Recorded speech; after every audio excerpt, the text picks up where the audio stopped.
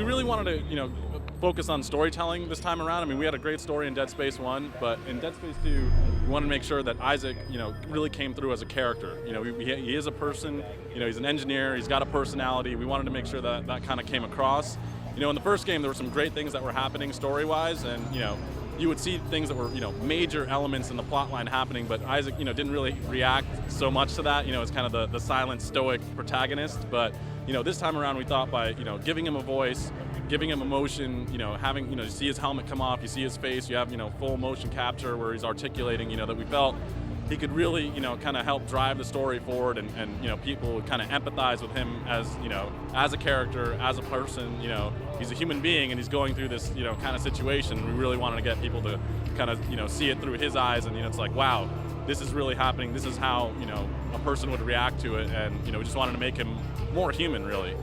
Well, we, in the demo, we're finding ourselves, it's 3 years after the events of Dead Space 2. Isaac's wakes up in this Sprawl, which is this massive space station, and that's built off the moons of Titan and Saturn. So he's, he's finding himself in there. Obviously, things aren't going too well, so he's actually, trying to make his way, through the Church of Unitology right here.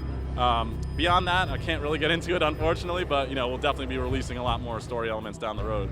Well, I'd say, for fans that have played through Dead Space 1, Isaac kind of went through some things. So, what that would do to you and, kind of psychologically is something that, we'll leave to the users to think about. But there's definitely going to be some issues that he has to get through. So we'll be seeing that flesh itself out, pretty prominently throughout Dead Space 2. So that'll play a big factor. There's going to be, a bunch of new suits that we're going to have in the game, and they all kind of have fictional reasons that you're going to be seeing as you progress through. So, people have been asking, it's like, well, he's not quite on the mining colony, what's up with the mining suit and all that kind of thing. So all I can say is that, as we progress through the story, you're going to be seeing, a natural progression of his, gear, and they'll have, appropriate upgrades, and, all the favorite stuff that people had in Dead Space 1 will be there.